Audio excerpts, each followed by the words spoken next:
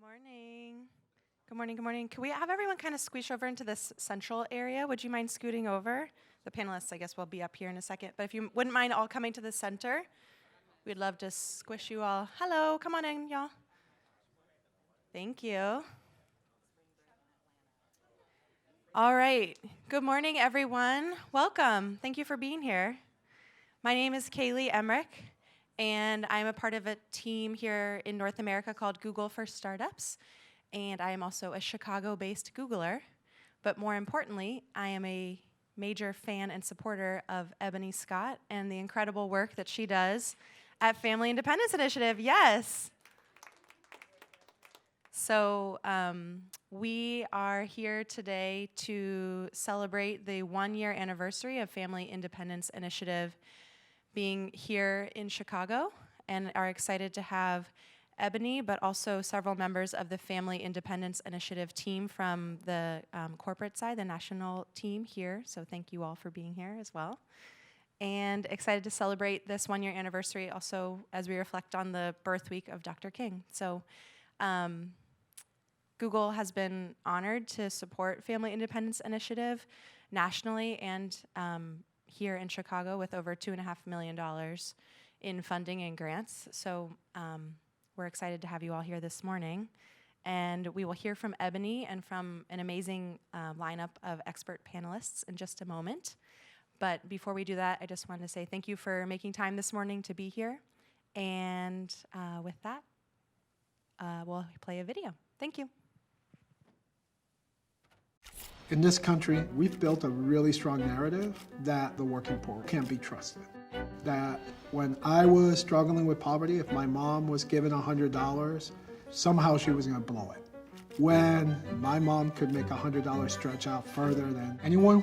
The problem with the social sector in general is that they are guessing at a problem rather than lifting what the solutions are, which are being created every day by people experiencing those problems. The alternative is pretty simple. Stop and put the money in the hands of people who are actually creating those solutions. My name is Jesus Herena. I am the CEO of the Family Independence Initiative. Our founder, Mauricio Lynn Miller, was frustrated by the traditional programs and services in the social sector. He started to look at, prior to the war on poverty, how did people get out?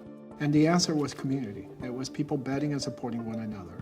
There's a perception that poverty is a stagnant position, that people are stuck and are not able to do better for themselves. But the truth is very different.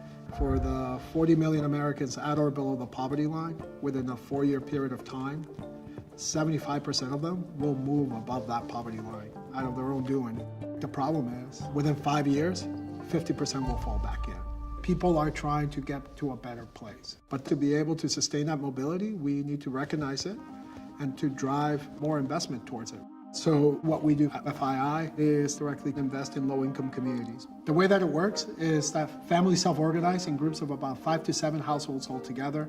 Those relationships are really crowdsourcing solutions. So people are posing problems, talking about opportunities that they have, as well as sharing their own progress towards their goals and how they got to them, which then drives inspiration to others. Then through an online platform called Up Together, they're sharing their goals with us, and in return, we unlock a total investment of $3,200 that they can use as they're trying to attain those goals for themselves.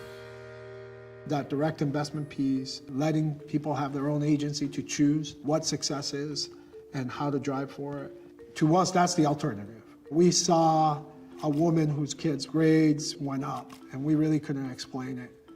And she was just like, oh, yeah, no, that's simple. I got a car. And we're like, huh?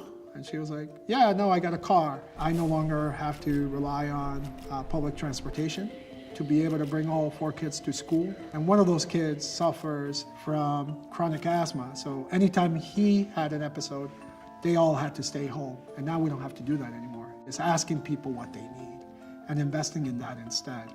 Our data is showing that on average over 2 years, we have a 21% increase in income for households that partner with us.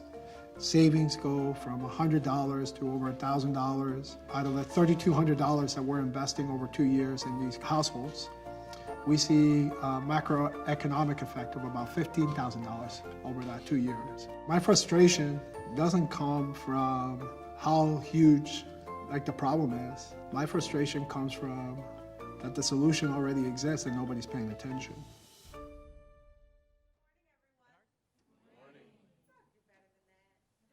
It's not that early. You've had some of Google's fantastic coffee. Good morning, everyone. I could not be more excited to stand up here this morning, first and foremost because yesterday was Dr. Martin Luther King's birthday. And when we were thinking about how we wanted to celebrate 1 year here in Chicago, I kept reflecting back on the speech he gave in 1964 when he won his Nobel Peace Prize, in which he talked about at that time, the US and other nations had all of the resources available to solve poverty. But then you think about how the racial wealth gap has only widened over time. Poverty has only gotten worse, and people are only more deeply entrenched in it than ever before. And so for me, it felt right to mark the occasion of our 1 year anniversary in Chicago, enrolling our first 301 families by talking about what we do, but not doing it as a commercial for FII, right? But shining a light on cash transfer models that exist and that are operating across the country that are doing amazing things for a variety of different types of communities every day. I'm going to spend just the next couple of minutes talking to you a little bit about how we do things at FII, but then we really want to make sure we spend most of our time hearing from our incredible panel of experts, again, who are doing this work day in and day out. So you heard Jesus talk in the video about who we are. Our vision and our mission is really simple. We want to create a nation in which low-income folks are trusted and invested in. We want to see our country be a place where there's not an assumption that people are poor or struggling because of their choices. We want the assumption to be that if people get the resources they need, they can take those resources and lift themselves to a place that they want to be. And it's really that simple. You heard Jesus talk about how we have an exorbitant amount of resources going out into communities day after day, but not much is changing. Here in Chicago, we have an amazing partnership with the Department of Family Support Services, really in large part because of Commissioner Lisa Morrison Butler and our former mayor who brought us to Chicago. One of the things Commissioner Butler talked about at our launch event of September 2018 was that her department alone had a budget of about $400 million. And when you looked at the landscape in Chicago, despite that vast amount of resources, people were still struggling. And so we entered into a partnership to help the city learn how can we do things differently? How can we deploy those dollars in a way that is more asset-focused, in a way that might complement some of the other things that delegate agencies are doing, but allow families to take the lead and have the resources they need to implement some of the solutions that they think are best for themselves? So at FII, our approach is really simple. We do three things. First and foremost, we believe in direct investment, meaning we give families cash. So as Jesus said, every family that partners with us receives $3,200 in unrestricted cash. That is cash that they can do with whatever they see fit. If it's purchasing a car, if it's paying a bill, it might be saving for a home. We also prioritize research and learn from social capital. Via our online technology platform, our families have a space, and they do this in person through small groups. They have a space where they are exchanging social capital and resources with each other, learning from one another, seeing each other as experts. Social capital was the thing that helped create some of America's strongest communities. When you think about places like Weeksville or Chinatown or the Upper East Side of New York, where you had these ethnic communities come together, pool their resources, and never really rely on caseworkers or the government to do that, right? It was social capital. It was the exchange of knowledge and resources that they already had.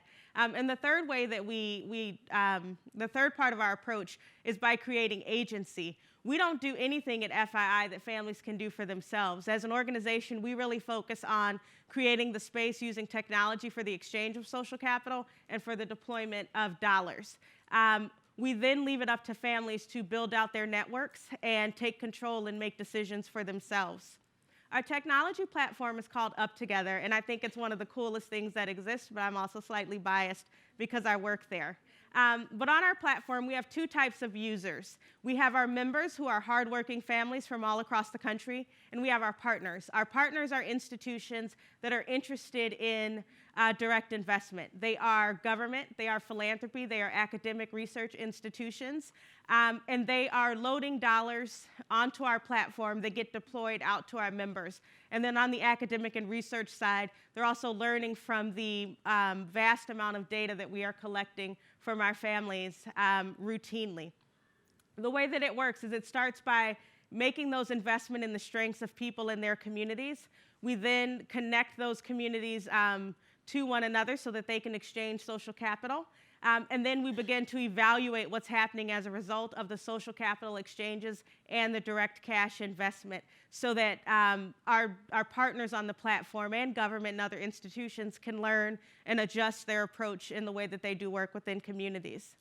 A partner, this is just a quick slide that shows you a partner's view. It's fairly flexible. So a partner will decide how much money they want to load onto the platform. They'll decide how many members they want to serve. And then they will also decide what geographic areas they want to target. On the member side, the family side, it's really three experiences. It's the reporting and sharing of data and information. We talk very heavily with our families about the reason that this works is because you're creating a space for others to learn from you and the solutions that you're employing. We ask all of our families to link their financial accounts. It gives us real-time, accurate access to their financial data so that we can see the direct impact of those cash investments that they are receiving. And when a family creates their profile, they begin to take some initial input some baseline data and surveys. They then get matched to offers. So if you are in Chicago, for example, there may be 3 partners on the platform who want to offer a cash transfer. You only see an offer if you meet that partner's sort of criteria, right? You may have some folks who are focused on different communities or other demographic things. On our platform, members also exchange social capital. So you'll see an example here of the news feed that our families see immediately where they log on. They'll post things, they'll post questions or celebrations and ask other members to chime in and offer support. But this is also a place where they can set goals. They share resources with one another. They hold each other accountable. They offer emotional support. And there's also role modeling that happens. I love to take time to go onto our platform and just kind of be a fly on the wall and see what's happening in the background. As I mentioned, we partner with academic and research institutions so that we can learn about what happens when you create a space and you elevate the importance of social capital. And so all of our partners, particularly our research partners, they get a different level of access, but everyone has access to the analytics backend so that we can make some informed decisions about how we program, how we approach communities, and do the work that we do. So again, just wanted to take a brief moment to share a little bit with you about a little bit more of the details about how we do what we do. But with that, I want to ask our panel to come on up so we can get to the reason why you all came here today. So we have joining us this morning, we have our moderator, Bill Block. We have Dr. Matthew Morton from Chapin Hall. We have Aisha Nyandoro, who is the CEO of Springboard to Opportunity. Amber Wilson with Economic Security Illinois. And Suki Samra with the Stockton Seed Demonstration Project.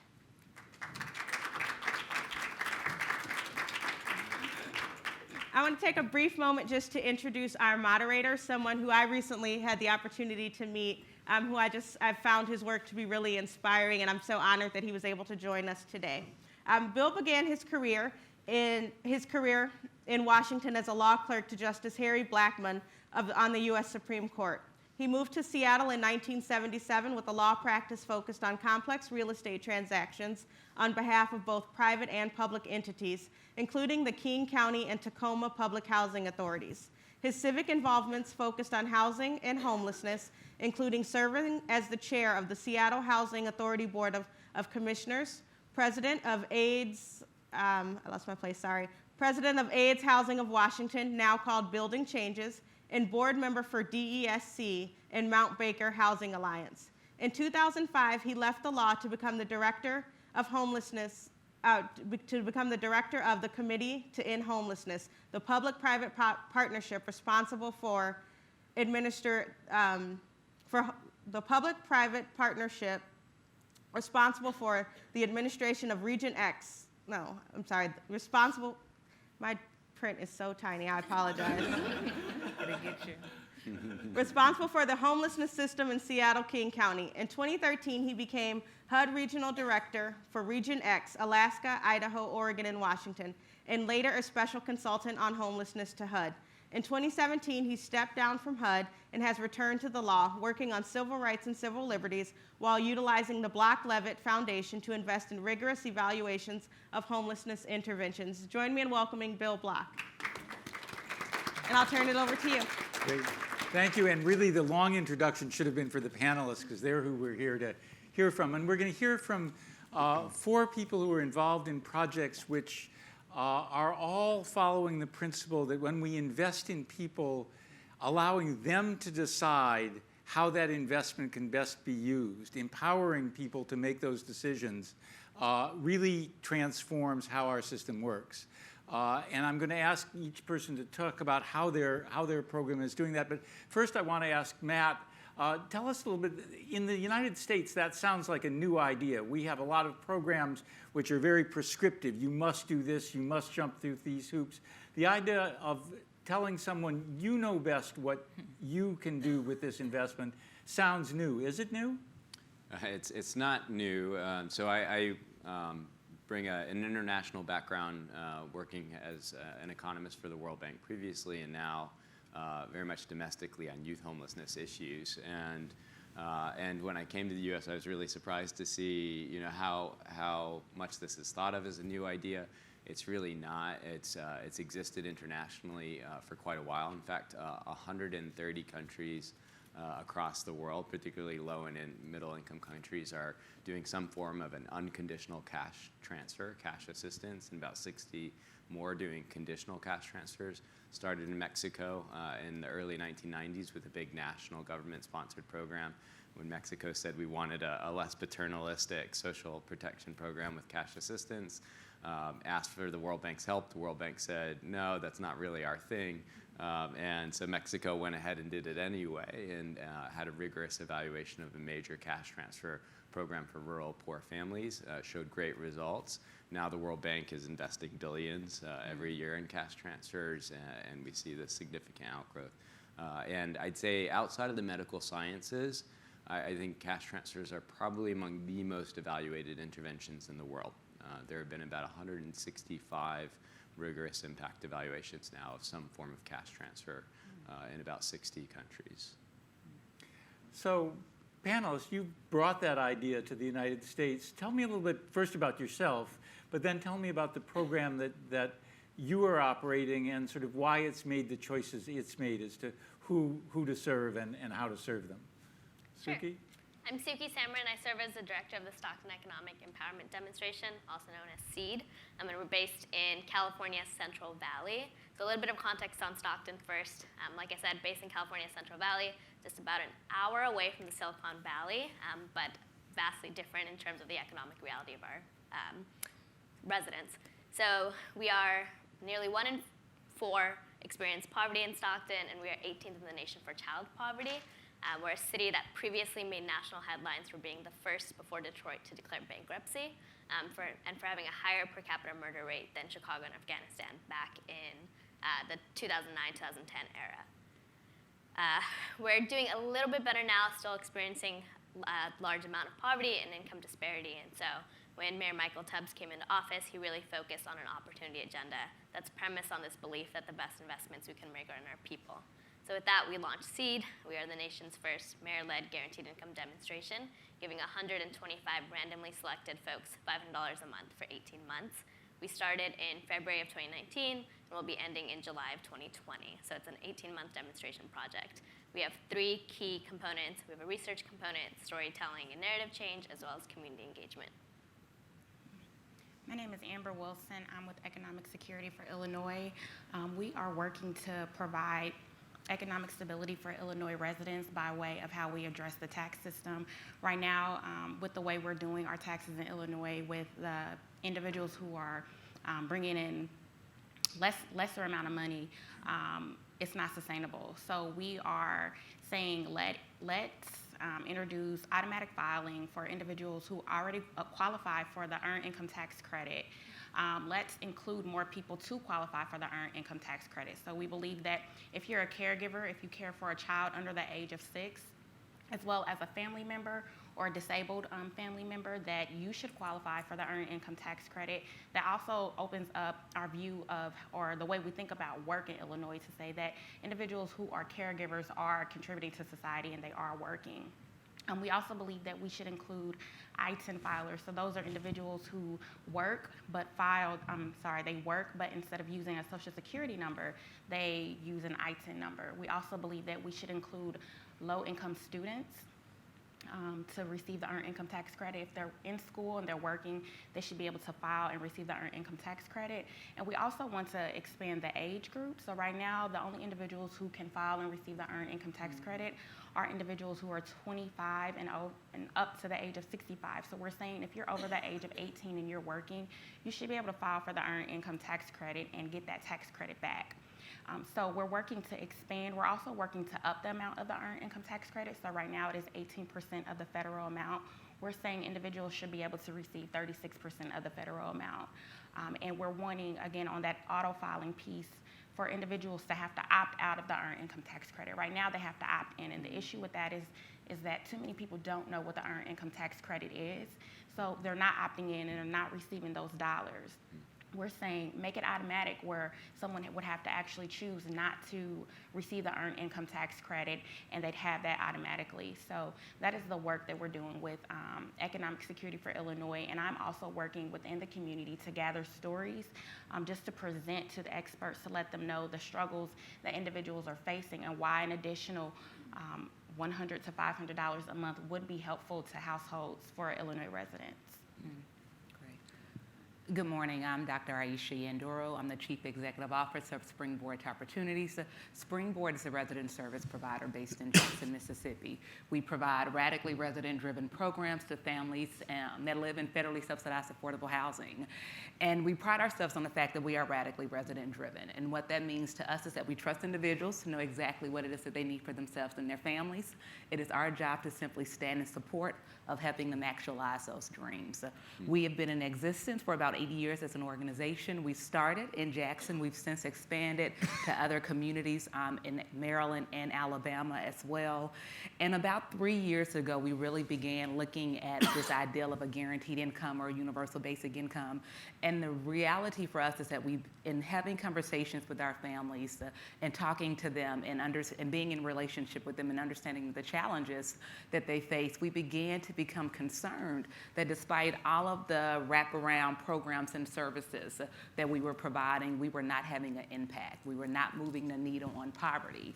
And we do everything from after-school programming to healthcare clinics on site to food pantries, you name it, we have it going on. We are a really small and nimble organization, and I'm proud of. But in talking to our families, like I said, we began to realize that there was a key component missing, and our families more and more began to tell us they just did not have cash resources. And that was cash for everything from needing to get their car fixed to needing to pay for a school uniform for their child or do an extracurricular activity. And so since I run an organization that's radically resident-driven, when my residents tell me it's something they need, it's my job to figure out how to provide it. So that's really how we entered into the cash transfer realm. And that's really how we began to figure out, okay, how do we go about making this happen? So we have been running our program now for a year. It's called the Magnolia Mothers Trust, and it provides $1,000 a monthly for 12 months to extremely low-income single African-American women with no strings attached. And I look forward to continuing the conversation. Such cool stuff.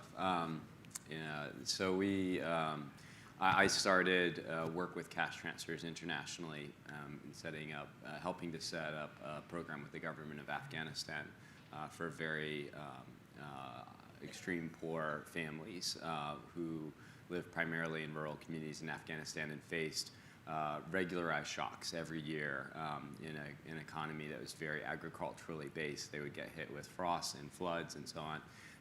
And that would negatively impact these families in lots of ways, including having to draw on what economists would call negative coping strategies. So when you get hit by a shock and you don't have cash or reserves to draw on, you've got to take children out of school, put them in the labor market. You've got to do a whole lot of things that harm your long-term potential for your family and your children, but are required for survival. And so we worked with the government of Afghanistan to develop, and now we're rigorously evaluating a cash transfer program for these families.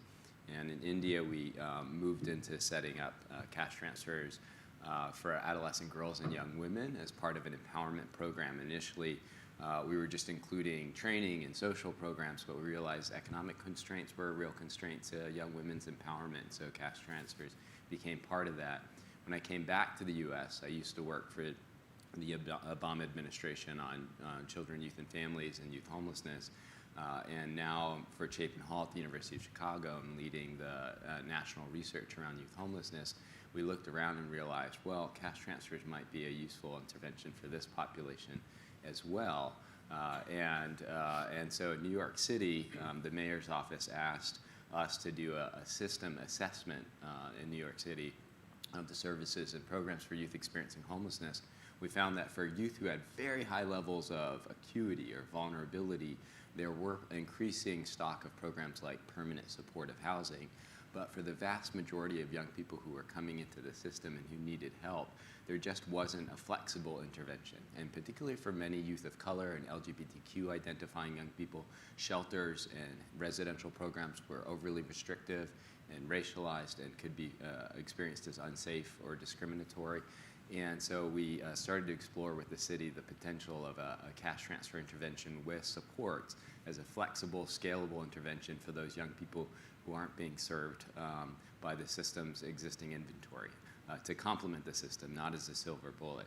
So now we're just in the starting phase of designing that with a lot of engagement with youth with lived experience of homelessness and other stakeholders, and getting ready for a pilot and an evaluation of cash transfer program for this population.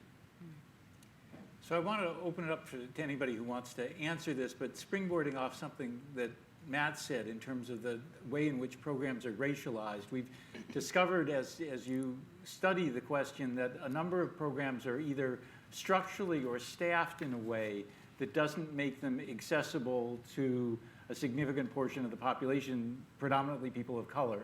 How do cash transfers address that, or how can they address that issue? Opening it up to anybody who wants to volunteer. Or do I get to call on you? Matt, do you want to? Oh, sure. Well, I'll just say, so cash transfers are, it's a tool, it's an intervention. It can be racialized in positive ways, or it can be used as a tool for equity, or it can be used as a tool for compliance and social control and further discrimination, and TANF's a really good example of that. There's really good evidence now that shows that sanctions related to cash assistance through TANF have actually been applied in largely discriminatory ways, in ways that are racially biased. And that doesn't even necessarily relate to the race of the caseworker. It's more about a system of oppression. And so we've been getting a lot of feedback from the young people and our partners to make sure that we design this in a way that is anti-oppressive in nature. It's not about social control.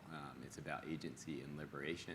And so it has the potential to provide a flexible alternative that gives young people agency back and says, we trust you to use resources in ways that you find best fit. And for young people, too, who would otherwise, we found in our research, LGBTQ identifying youth are particularly at risk, and especially transgender young people are particularly at risk of facing sexual violence and other forms of violence through couch surfing and trying to get basic help. If they have that assistance directly, then they can navigate resources in a way that's safer for them and gives agency back to them. But again, a cash transfer, like any intervention, isn't necessarily equitable or inequitable or racist or anti-racist. It's really about how you design it. And Suki, you've been operating on the ground. How does it work when you're actually operating? Yeah, I think one of the key things is the unconditionality, but also really operationalizing equity as accessibility. So Stockton's incredibly diverse, and nearly a third of our population is foreign-born. 40% of households speak a language other than English. And so when we were designing the program, for us that meant making sure that our recruitment letters were translated into the 5 most commonly spoken languages in Stockton, so that if folks couldn't read the letter that we sent them in English, they were still able to participate in the program if they wanted to. It meant that our onboarding was provided in any language folks needed, so Spanish was the most commonly requested one, so we made sure that our orientation was conducted by a Spanish-speaking social worker. It also means removing hurdles that oftentimes prevent folks from making appointments for other social service programs. So if folks have a transportation issue, luckily our treatment group is small enough that we're able to either go to the recipient's home or we're able to Uber them into our program and get them to wherever they need to be. So it's really about working with our recipients and making sure that we have that trust and we have that relationship built in so that they feel comfortable coming to us in a way that they wouldn't with traditional social workers or traditional benefit systems. Mm-hmm. And well, talk to me a little more about how actually unconditional cash transfers in terms of allowing people to make decisions may break through some of those barriers. I mean, Matt touched on this a little bit, but our traditional social welfare system, whether it's TANF, it's food stamps, it's really based on this premise of not trusting folks and based on this assumption that poor folks don't know what to do with their money and that they need to be regulated, and again, that's coupled with racialized and gendered stereotypes. So really looking at some types of poor folks and certain types of people really can't be trusted with their money. So when you have this unconditional cash and you really trust people and you give them the agency to spend on whatever they want to, you see folks spending it just like you and I would, right? So our recipients are spending it on food. They're spending it on sales and merchandise. They're spending it on paying off their bills. They're using it to become better parents and to become better spouses. And that's some of the things that we've heard anecdotally are just people finally having the breathing space and the time to sit at the dinner table with their kids, which is it's not something that's restrictive to one social class or another. It's something that everyone wants, but it's just about setting up our structures in a way that's prevented people that look a certain way from being able to engage in those opportunities. And so with this unconditional cash, we're really freeing up the space and the time for folks to be full humans, regardless of their race, their gender, and their sexuality. So let's talk a little bit about those preconceptions. I mean, I think a lot of people say sort of knee-jerk, if you give somebody cash, they'll spend it on jewelry and motorcycles and what have you. How do you overcome those preconceptions? What do you tell people? Maybe Aisha? So I think a lot of that is a knee-jerk. I think a lot of that actually people do believe that if you give individuals money, that they are to be quote unquote mistrusted and that they are going to use that money wastefully. I think if we're quite honest with ourselves from time to time, we all fall into that ideal of deservedness. And so we just have to get to that first and that understanding and break through that. And so for me, the getting to the understanding is, having individuals to first and foremost check themselves and where is that assumption coming from, and also challenging individuals to quite frankly come and spend time, or have you spoken to someone who actually lives in these situations, or where is this narrative coming from? And the more and more you begin to break down those cycles and the more and more you begin to break down those layers, you realize in a lot of instances, quite frankly, it's just ignorance. We are so in this place of othering within this country that we are so disconnected from one another that we do not know what's going on the other side of the tracks.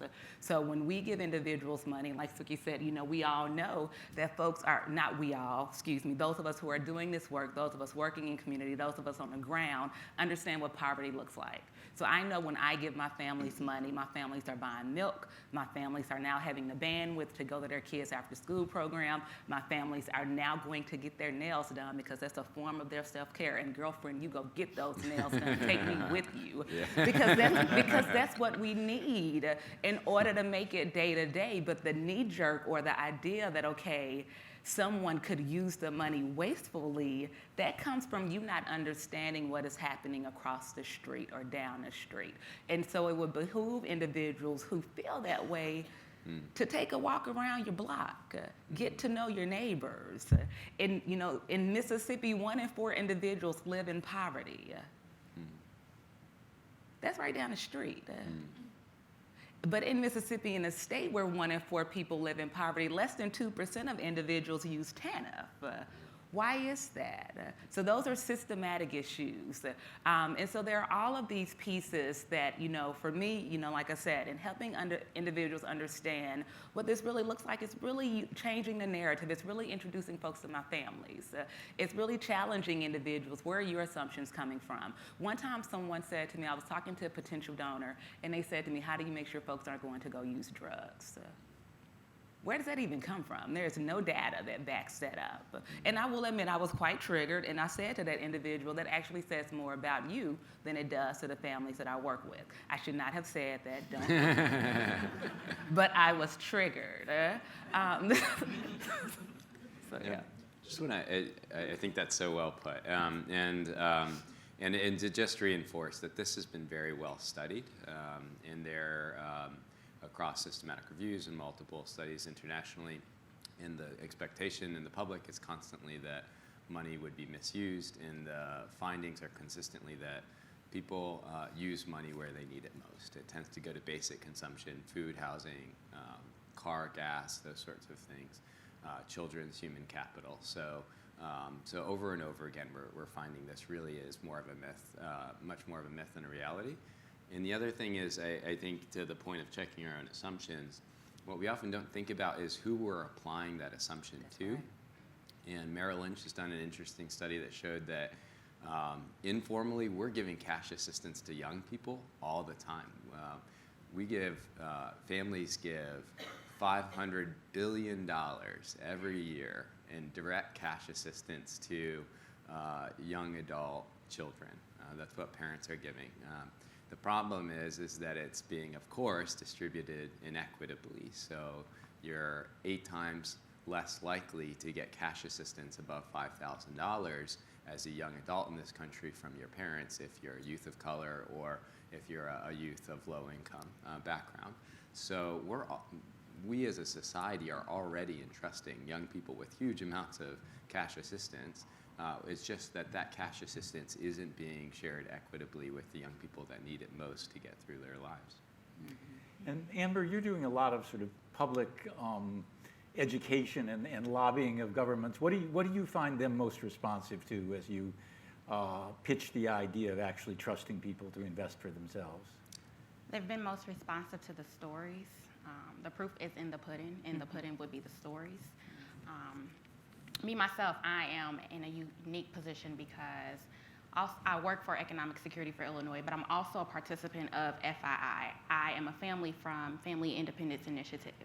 And so prior to this role, I'm a single mother. So you have to rethink how you think of poverty or a person who is impoverished. Begin to look at people as people. If you give me $100, I'm not taking that $100 and spending it on myself. It's going to my daughter.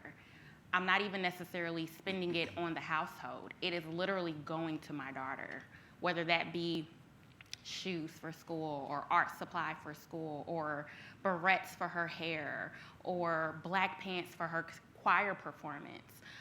That money is literally going back to my daughter. So we just have to reevaluate what we think poverty looks like, who we think the impoverished are, and how we see people. We have to reevaluate seeing people as statistics and numbers, and then begin to see people as people.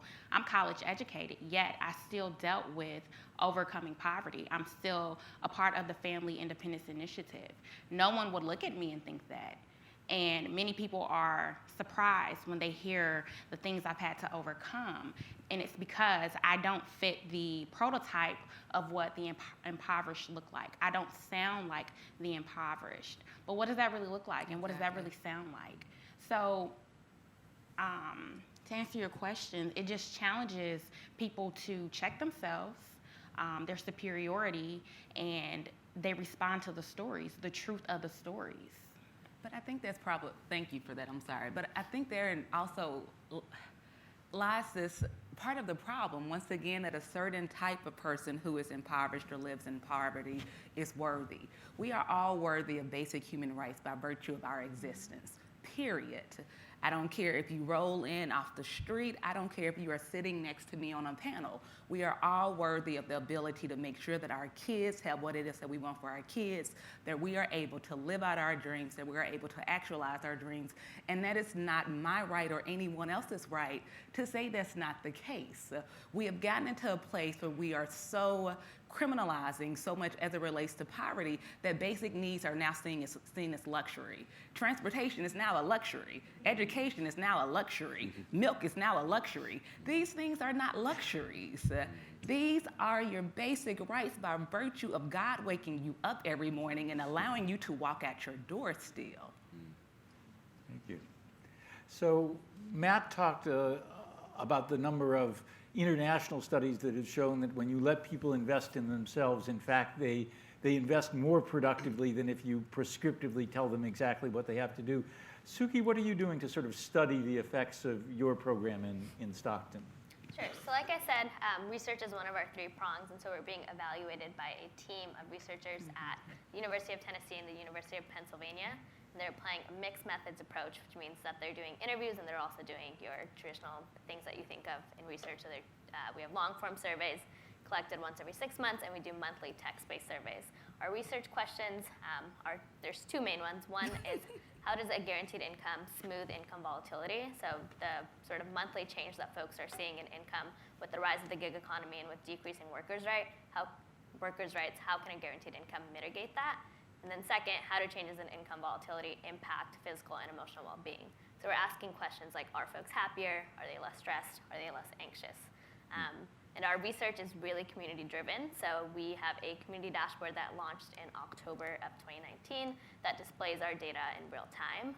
So this first iteration displayed spending data as well as demographic information. And what we found overwhelmingly is that folks are spending the money on basic needs like food, shelter, utilities, and transportation, and that despite this myth that folks who get money are going to stop working or that folks who get money don't work, a vast majority of our recipients actually do work. So we have 43% of folks are working full or part-time. Another 11% are working as caregivers, mostly women of color, who are doing the hard work and the emotional labor of taking care of kids and taking care of their elderly parents. And we have less than 2% who are unemployed and not looking for work. So as the demonstration progresses, we'll continue to update that dashboard with data that ranges from sort of housing cost burden as it relates to race, as it relates to guaranteed income, to health and happiness and other well-being measures. And then do you have control group as well? We do. So we have a control group that consists of about 200 folks who are answering the same survey questions, doing the same text-based stuff, and also participating in interviews to really help us isolate the effect of the guaranteed income. That control group is compensated, as is our treatment group, but we've found that what really helps with the retention is the relationship building. So again, going back to how do you structure these programs, the really big emphasis on these relationships. So we have a research and program officer who checks in on folks and makes sure that they're still engaged in our research. And it's really provided, I think, for Stocktonians, SEED has really meant an opportunity to contribute to this larger conversation around a guaranteed income, and one way that they've been able to do that is through the research. So speaking of relationships, one thing about unconditional cash transfers is that you aren't requiring people to jump through hoops or take courses or what have you in order to receive the money. But nevertheless, people may benefit from supports or from training that they may want to do. How do you structure your program, and I open it up to anybody, to make supports available and empower people to use them without being prescriptive as to how people have to live their lives? Yeah, so I'll go first with that. So for us in designing the Magnolia Mothers Trust, we worked with a round table of mothers. So we convened mothers together as a task force just to simply help us think through the design of our initiative. And one of the pieces that they really asked for was a space where they could come together monthly with one another to really go about building social capital and relationships with each other. So we have an opportunity to come together monthly. We put in place whatever the conversations or activities are that they would like to engage in. Some months it's really technical. One month they wanted to meet with a financial advisor. So we brought in a financial advisor for them to meet with because they wanted to start talking about CDs and investing and different things such as that, which we thought was really forward thinking and quite, and we celebrated that. One month they just really wanted to talk about low cost activities that they could do around a city with their kids. So we, took them to the Museum of Art in Jackson, and the director talked about all of the programs that are available at the museum, and all of those are opt-in. The mothers don't have to participate. Each month they tell us what it is they may want to talk about, and we go about helping put that in place. And then another piece that we do with the Magnolia Mothers Trust is that we have a social worker, because we do understand the trauma that sometimes is involved when you live in largely impoverished communities, and how coming out of those communities, what that could possibly look like. So we have a social worker that is available for them as well. But the Magnolia Mothers Trust is a part of a larger organization. Like I said earlier, I run Springboard Opportunities. It's a much larger organization. This is just one initiative. So they still have access to all the other programming and supports. So a lot of their kids still go to after school programming. They still live in the communities, a lot of them. They still are participating in our workforce development and training in some instances. So it's a full suite of services that are still available. But once again, that is an opt-in. You don't have to do anything. Your money still comes at the first of the month, hits your bank account, whether you participated in any of our activities or not. One thing I found in community organizing is that when I go out to the community and I meet with these people, they already have an interest in entrepreneurship or investing in themselves somehow or some way. They just need the money. They just need access to the cash. And so with access to the cash, they'll be able to start their business or invest back into their communities. So it's not necessarily a thing of them even needing to be taught how. They know how. They just don't have access to the cash. And even within FII, my cohort that I'm a part of, we are all strangers. I believe there's 5 families represented in my cohort. Each and every one of them had entrepreneurial endeavors or were doing something on their own prior to, and they fell upon hard times. So I would also say that the Up Together that we just saw, it has resources within it where if you are interested in learning about your finances or investing or different things within the community, there are people who are already a part of that world who are willing to walk you through those steps. There's a program for individuals who otherwise would not be able to get a bank account. Major banks have come together, partnered with FII to say, we will help you get your bank account and make sure that there aren't fees tied to you getting this bank account. So just to tie that all together, people are already wanting to invest in themselves. They're needing access to the cash, and these programs, they have the option that you can opt in to do these things, but that should not be a stipulation for people to get the help that they need. I think there's one thing we've heard about taking that approach from the focus groups we've done with youth experiencing homelessness, and that they've largely advised in making these services and supports available but unconditional. And so where we're landing in the program design is around a kind of near peer with lived experience, providing need-based support and coaching and encouragement for these youth receiving the cash assistance, and then young people being able to get linked in with more specialized supports like housing navigation, for example.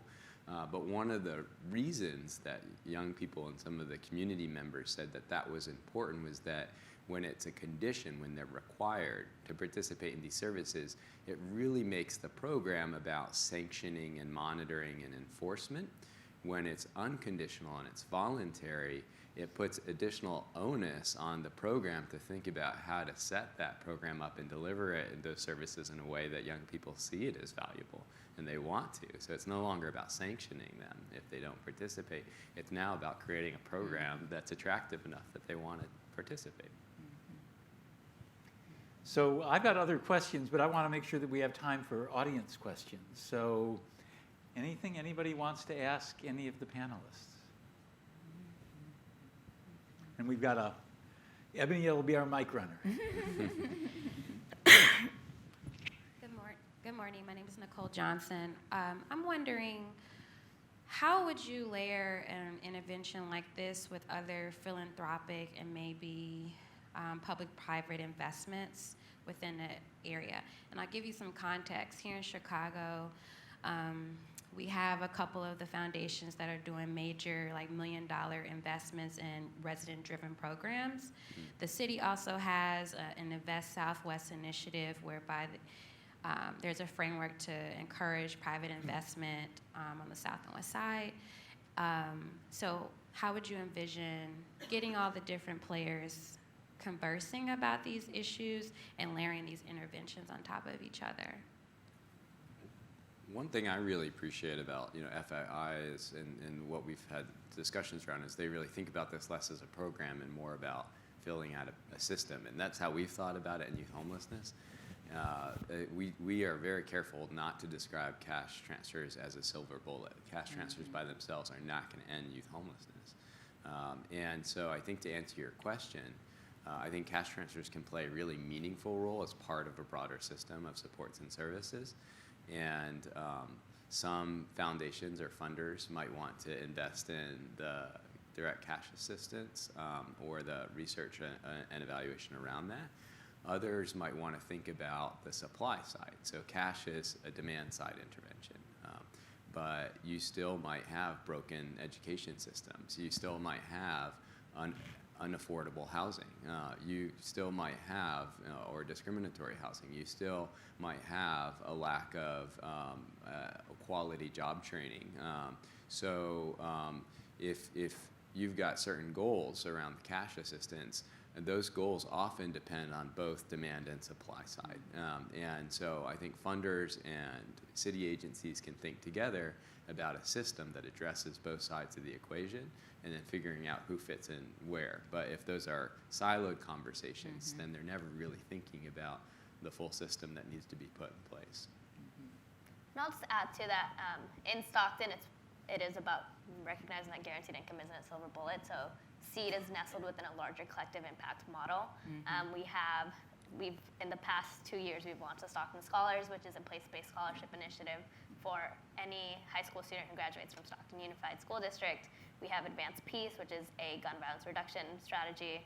We have a host of workforce development efforts, and so I think what's been key for us is the energy of our young mayor, as well as the partnerships that we've been able to build with other public agencies, which include the Housing Authority, the County Human Services, as well as the County Education, the County Education, as well as the regular school district, and so and one of the reasons why folks are so interested in SEED and in funding SEED was because we had this larger infrastructure, so that even after our 18-month intervention was over, we could point to other work happening in the city.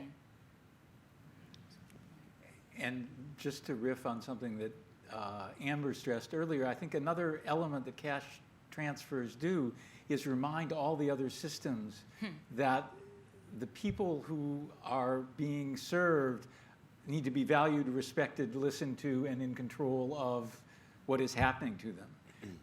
And I think just as a constant reminder of that principle, cash transfers are an important part of an overall ecosystem. So other questions? I saw another hand up. Right here. Hi, my name is Cody Cotty with the Greater Good Foundation. First off, thank you. This has been an amazing panel. Second, as a nonprofit, we often find ourselves trying to jump through many hoops, as you mentioned, and checking all the boxes. How do you see this mentality moving into the nonprofit sector, similar to what you've had?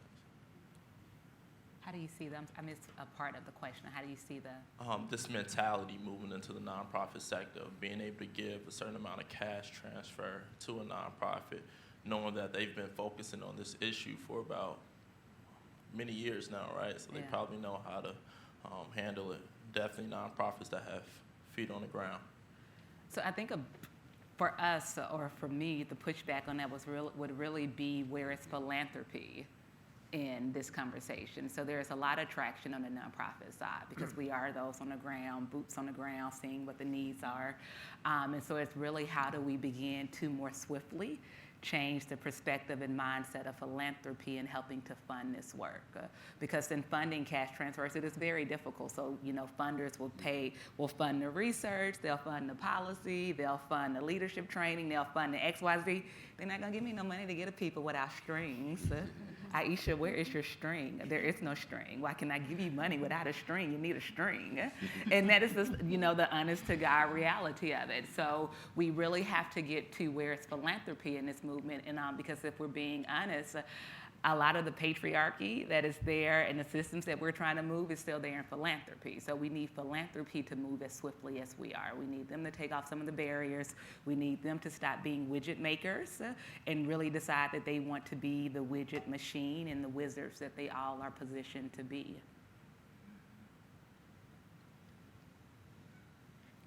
Other questions? Thank you so much to all the panelists. This question, I'm Skylar Larimore here with the Metropolitan Planning Council. This question is actually for Amber. Amber, just wanted you to be able to highlight, given all the people in this room who are passionate about this work locally, is there anything that we can do to support your efforts in terms of advocacy on the statewide level or citywide level around the earned income tax credit? Sure. So we're definitely looking for individuals to advocate, to endorse, to educate, and to inform. If you want to have a forum, a breakfast, a lunch and learn, where we come in and speak about the EITC and educate the population, that would be great, because we right now are in a place where we need more people to know. We need more support in order to be able to move this. Right now, the expansions for the earned income tax credit, we're in the period of strategizing, so we don't have a bill yet, but we are creating a bill, and it looks like we may be able to roll something out this year, especially around that piece for caregivers and childless adults. And that is something that everyone can identify with, everyone can relate to. How many of us have a child under the age of 6 in our family?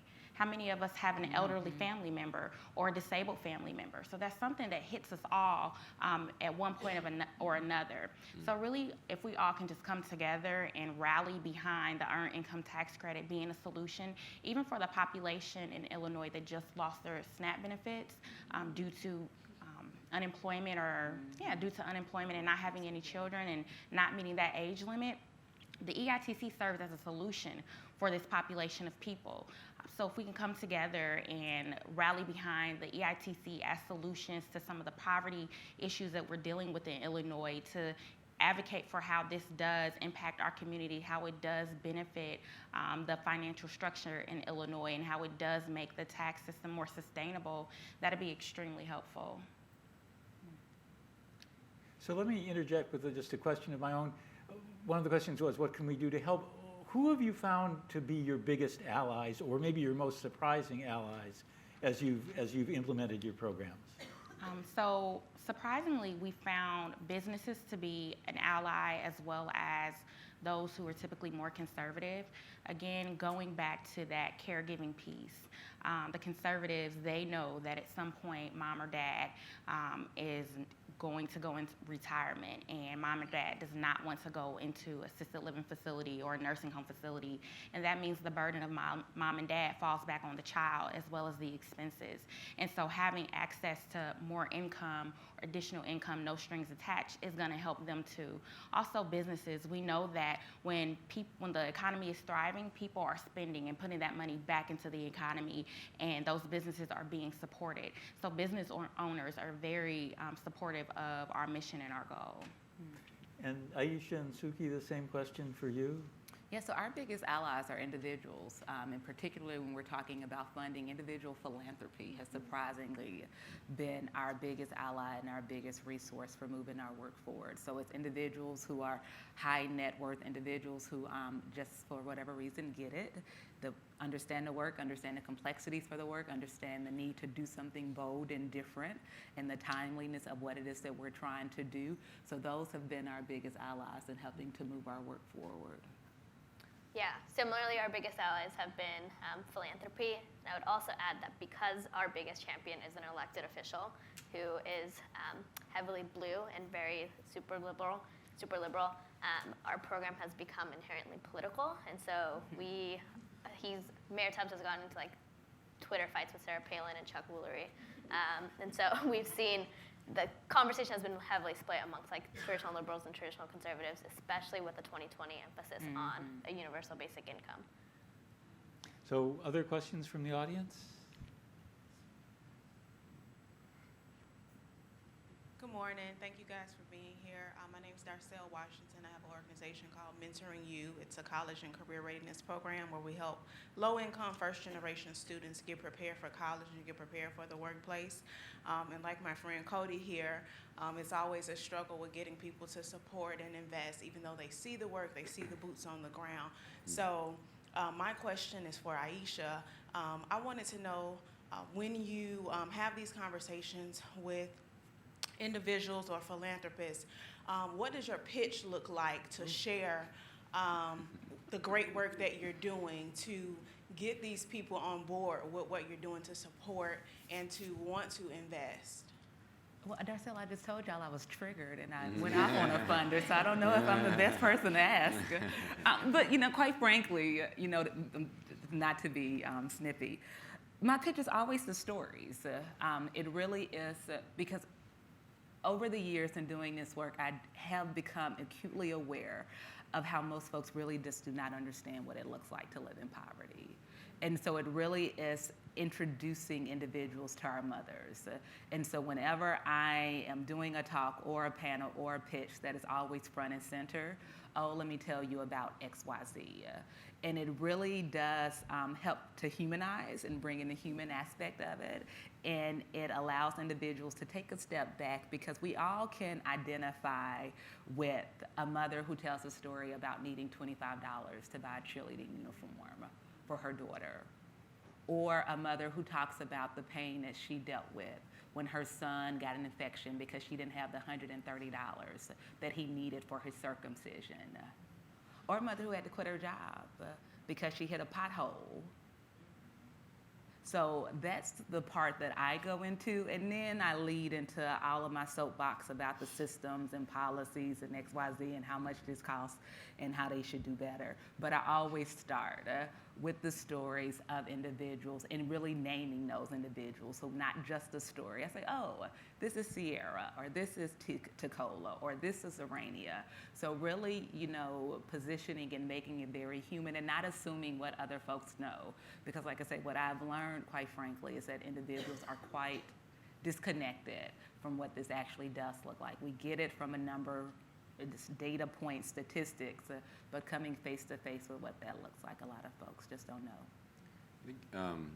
So that makes a lot of sense, and just a slightly, I guess, different perspective, not a contrary perspective. But, as a researcher, I approach funders differently than some of my partners, and with some funders, these issues can become perceived as very, very ideological,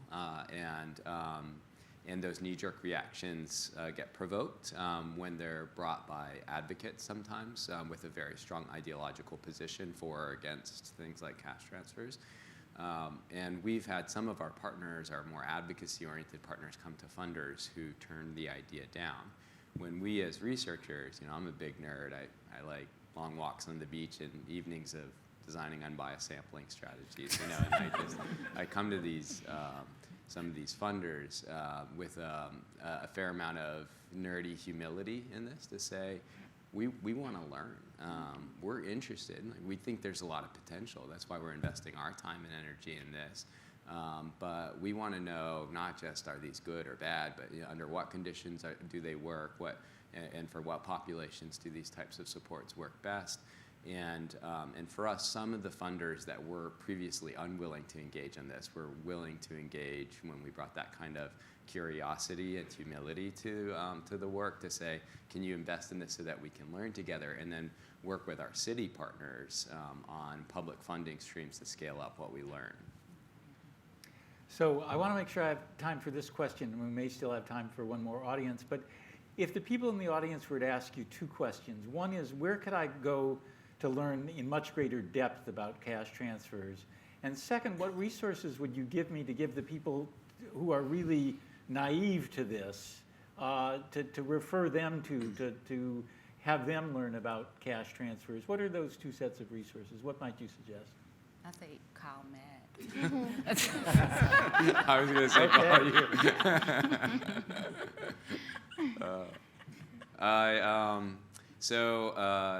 If it's literature you're looking for, happy to put you in touch with that. But the World Bank, while starting with some trepidation around this, is now a global knowledge leader around cash transfers through its social protection and labor global practice. So the World Bank on its website makes lots of studies available and research on this work internationally.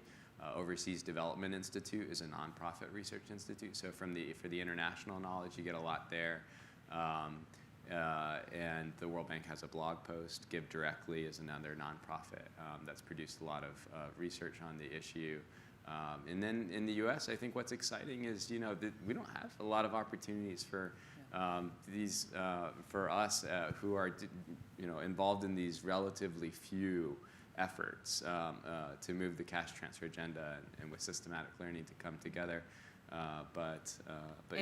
In the U.S., I would say Economic Security Project is probably the place to go to. Yeah.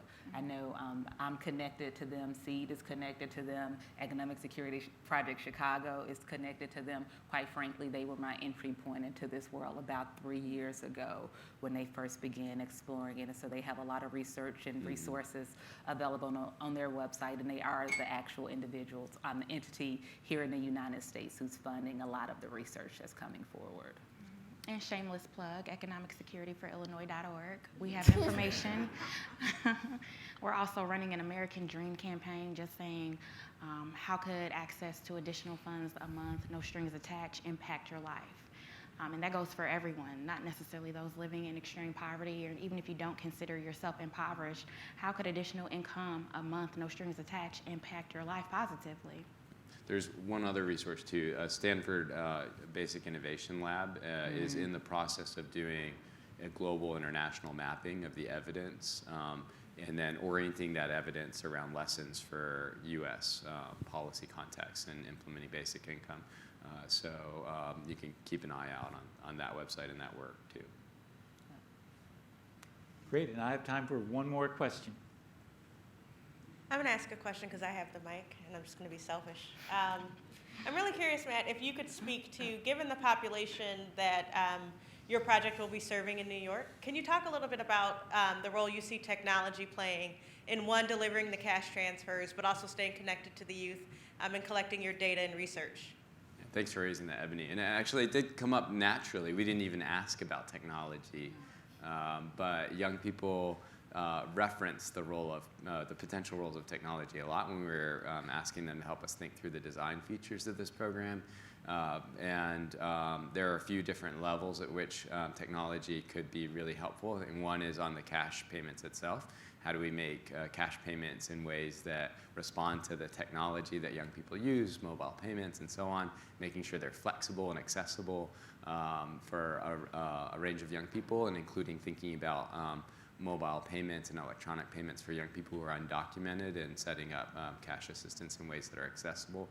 The other was, again, getting back to that sort of old idea of how we have to deliver services and sanction young people or people if they don't participate. Instead, thinking more about accessible services and supports. And for some young people, financial counseling might be information that you provide through the phone or on a website, or thinking about, for young people who are unstably housed and dealing with a lot of volatility, how can you provide peer support to them in ways that are accessible and they don't have to trek across city like they do for every other service to be able to access a program or participate in a service. So there's been a lot of conversation around using mobile technologies in particular for young people to be able to get information, to get support, to contact others, and to build social capital. And I think FII has set up some really terrific platforms that are influencing and inspiring us and many others who are getting into this space.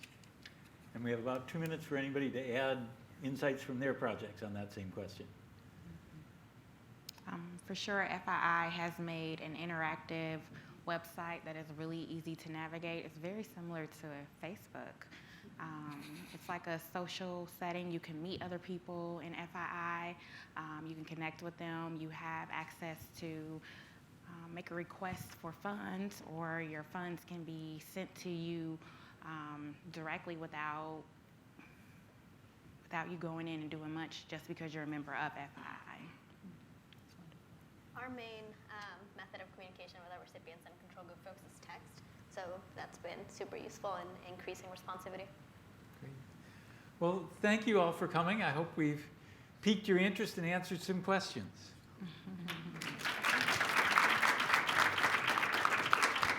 I just want to take a brief moment, to thank our panel.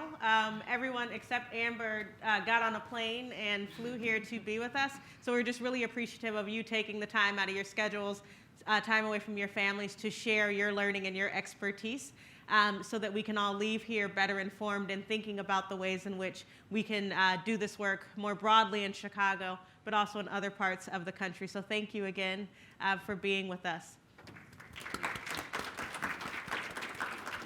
Our ask to each of you, as you walk out of the room and get ready to go back to work, we did this intentionally in the morning, right? Because we wanted this to be on your minds all day as you headed back to your offices. And so our ask to you is to really do that. One, to go back and be reflective about what are the ways in which we can all do better about incorporating more strength-based approaches to our work. What are the opportunities for our organizations to collaborate and to advance more cash transfer mechanisms here in Chicago? Currently, FII Chicago is the sole cash transfer initiative happening, but that's actually not what we want, right? That's why we have this open source technology, so that partners can come onto the platform and deploy funds to a variety of different communities. And so we have an open invitation to anyone who wants to continue that conversation. I would also encourage you all to stay connected to the people on our panel. It is not easy work. As Aisha and Suki and everyone else on the panel talked about, if there's no cash to actually give out, right, then this does not work. And so all of our panelists and their organizations and initiatives are in need of support financially. And so thinking about how can the philanthropic world and individuals come together to support, but also on the research and academic side. At FII, we are very open to academic and research partners who want to work with us and learn from our family, so an open invitation exists there. And then I also just want to thank our partners at the City of Chicago from DFS who are here today. They have been major champions of our work, and I think just represent so much potential for cash transfers and government partnerships. So thank you all for making the time to come here. And with that, thanks for coming. And we have the room for a few more minutes. So if you want to connect and exchange business cards, please feel free to do so for a few minutes. I think we need to be out of the space by about 10:15 because they have another event coming in. But thank you.